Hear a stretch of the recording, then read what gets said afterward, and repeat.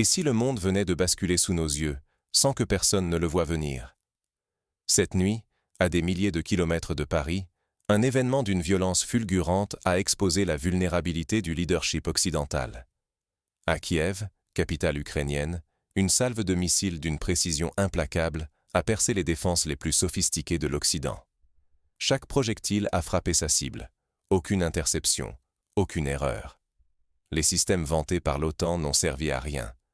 La promesse de protection occidentale s'est évaporée en un instant, semant le doute parmi ses alliés et l'audace chez ses adversaires.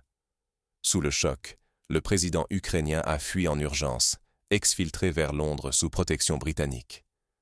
Quand même la capitale d'un État allié n'est plus sûre pour son chef, c'est le socle de tout l'équilibre régional qui vacille. Mais la secousse dépasse l'Ukraine. À l'autre bout du monde, une course contre la montre s'engage. L'ancien président Donald Trump est dépêché à Pékin, chargé d'une mission quasi impossible. Officiellement, il doit rouvrir le dialogue économique. Officieusement, il s'agit de tenter de fissurer le bloc russo-chinois, désormais maître du tempo mondial. Ce n'est plus une simple rivalité. C'est la démonstration, brutale, que l'Occident a perdu l'initiative. Le centre de gravité du monde se déplace, et ignorer ces signaux, c'est risquer de se retrouver spectateur des prochains bouleversements globaux. Par quel mécanisme la Russie et la Chine ont-elles renversé la pression occidentale à leur avantage? Pour comprendre ce renversement, il faut remonter aux origines discrètes d'une nouvelle alliance et décrypter les failles exploitées dans la stratégie occidentale. 26 missiles, aucune interception. Comment l'impensable a-t-il frappé Kiev? À l'aube, la capitale ukrainienne a subi la plus vaste attaque de missiles russes jamais enregistrée. 26 engins de précision, lancés en vague, ont ciblé des infrastructures vitales, centres logistiques, sites industriels. La défense anti-aérienne ukrainienne, pourtant équipée des technologies occidentales les plus avancées, n'a rien arrêté. Ce zéro interception sur 26 a glacé les états-majors occidentaux. En une nuit, la ligne de défense a cédé, les radars et batteries de missiles débordés ou contournés. La confiance dans la capacité de l'Ukraine à protéger ses centres stratégiques s'est effondrée brutalement. Les frappes visaient à paralyser l'effort de guerre ukrainien. Ateliers de drones, dépôts de carburant n'ont pas été épargnés. Les incendies et explosions ont enchaîné les coupures d'électricité, plongeant l'industrie de Kiev dans le noir. Dnipro, Soumy, Poltava, Tchernihiv ont été touchés, révélant une opération coordonnée pour couper toute riposte rapide. Le choc a rapidement gagné les échelons du pouvoir. Le gouvernement, désemparé, fait face à la perspective d'un hiver sans électricité ni chauffage. Le moral des équipes de crise s'effrite à mesure que l'ampleur du désastre apparaît. Mais l'image la plus forte reste la fuite précipitée de Volodymyr Zelensky. Sous la menace, le président s'est envolé d'urgence vers Londres, en quête d'un soutien occidental immédiat. Ce départ, loin d'être banal, révèle une crise de confiance profonde. Si même le chef de l'État se sent menacé, qui peut croire encore à la solidité des défenses? En cette nuit, une ligne rouge a été franchie. Le message adressé à la population et aux alliés est limpide. L'Ukraine ne tient plus que par l'aide extérieure, impuissante face à la puissance russe. Un tel revers met en péril la crédibilité de tout l'appareil occidental dans la région. La panique gouvernementale, la fuite du président, les coupures en chaîne témoignent d'une onde de choc politique qui secoue jusque les capitales occidentales. La population reste dans l'incertitude. Les alliés doutent. Comment soutenir une défense qui s'effondre si vite? Au fond, la vraie question demeure. Que reste-t-il à une nation quand ses boucliers tombent et que ses dirigeants s'exilent? L'Occident est mis au défi, non seulement sur le terrain, mais dans sa capacité à répondre à cette crise existentielle. Mais pendant que Kiev vacille, d'autres lignes de fracture émergent à l'est. Car l'onde de choc ne s'arrête pas aux frontières ukrainiennes. Quand la force brute percute le mur des frontières occidentales, l'équilibre mondial chancelle. Ce qui vient de frapper Kiev n'est pas seulement un revers militaire, mais le symptôme d'une rupture profonde dans la dynamique des puissances. L'Occident brandit ses principes, mais Moscou et Pékin avancent, soudés, transformant chaque crise en atout. Regardons la tactique russe. Une pluie de missiles, d'une précision glaçante. 3 vagues successives, 14 puis 12 engins. 26 missiles au total, tous destinés à saturer les défenses ukrainiennes. Aucun n'est intercepté. Les systèmes occidentaux, tant vantés, échouent. Pour les experts, c'est une onde de choc. La technologie promise à l'Ukraine révèle ses failles face à une offensive calculée. Cette frappe n'est pas un simple avertissement. Elle cible les infrastructures vitales, énergie, logistique, réseaux de transport. À la veille de l'hiver, Kiev et d'autres métropoles plongent dans le noir, exposant des millions de civils à la précarité et au froid. Derrière les chiffres, c'est une crise humanitaire qui se profile, alors que l'aide occidentale s'essouffle au rythme d'un conflit qui s'éternise. L'Occident, déstabilisé, perd l'initiative. Le modèle d'assistance, livraison au compte-gouttes de matériel sophistiqué, montre ses limites. À Londres, des réunions d'urgence s'enchaînent, tandis que le président ukrainien, forcé à l'exil, symbolise un changement de camp. L'Occident n'impose plus le tempo, il le subit, sans réussir à restaurer la dissuasion. Pendant ce temps, la Chine observe chaque faille. Sous pression américaine, Pékin accélère. Diversification énergétique, alliances alternatives, percées industrielles. L'agilité chinoise contraste avec l'inertie occidentale. Là où Washington veut bloquer, Pékin contourne, transformant les contraintes en leviers, et tisse un réseau de dépendance dont il tient désormais les clés. Cette bascule s'incarne déjà. La crédibilité occidentale s'effrite à chaque crise. Si l'Occident s'entête à rejouer les mêmes scénarios, il risque la marginalisation, incapable de protéger ses alliés et ses intérêts. Le monde glisse vers un ordre où la voix occidentale pèse de moins en moins. Mais alors que Kiev lutte pour ne pas sombrer, un nouveau front s'ouvre.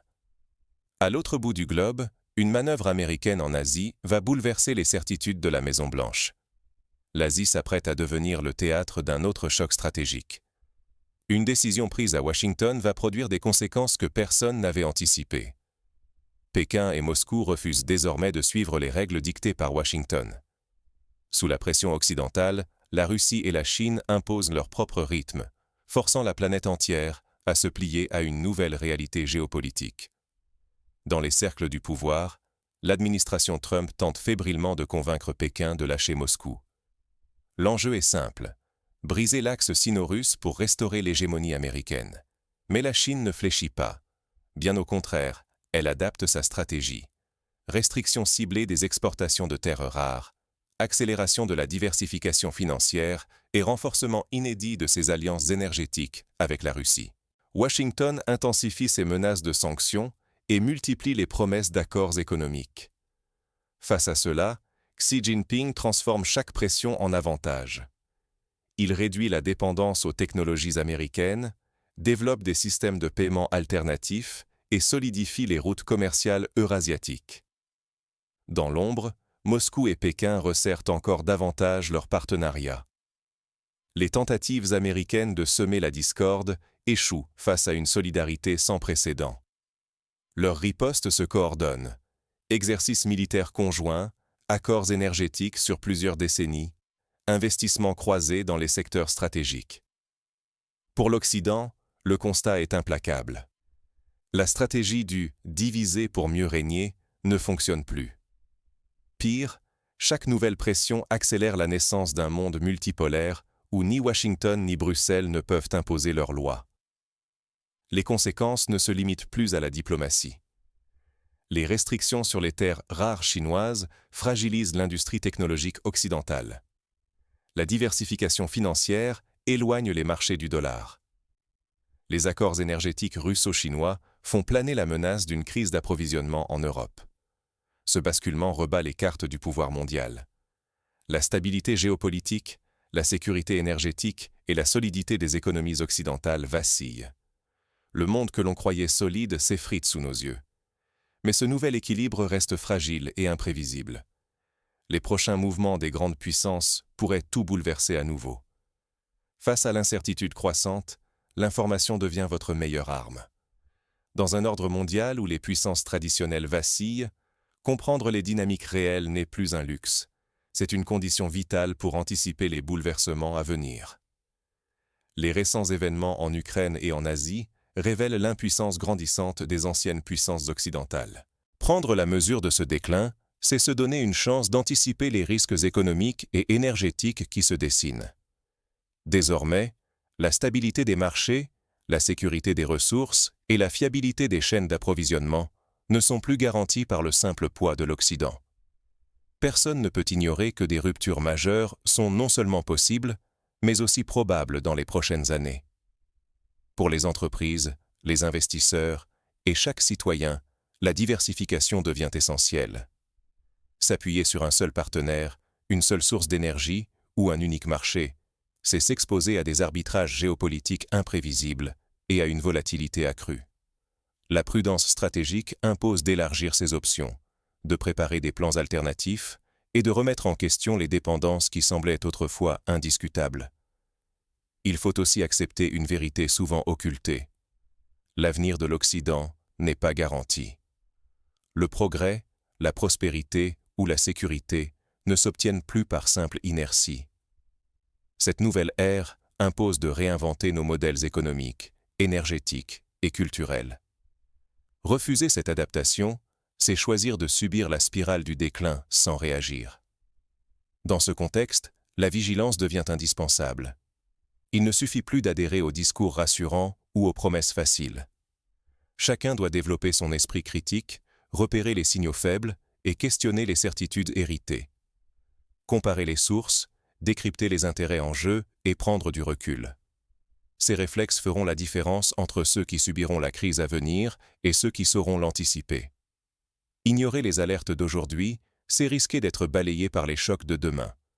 Se préparer, c'est investir dans sa résilience, dans l'intelligence collective et dans la capacité à s'adapter à l'inattendu. Mais alors, comment décrypter les nouvelles règles du jeu imposées par la Russie et la Chine? Pour anticiper, il faut d'abord comprendre ce qui a véritablement changé. Le monde bascule. Serez-vous spectateur ou acteur de cette transformation? Nous venons de décrypter 2 secousses majeures, venues d'Ukraine et d'Asie, qui signalent un basculement inédit. La Russie et la Chine transforment chaque contrainte en levier, tandis que l'Occident perd l'initiative. Les certitudes s'effritent, l'ordre mondial se redéfinit sous nos yeux. Croire que tout est écrit d'avance serait une erreur fatale.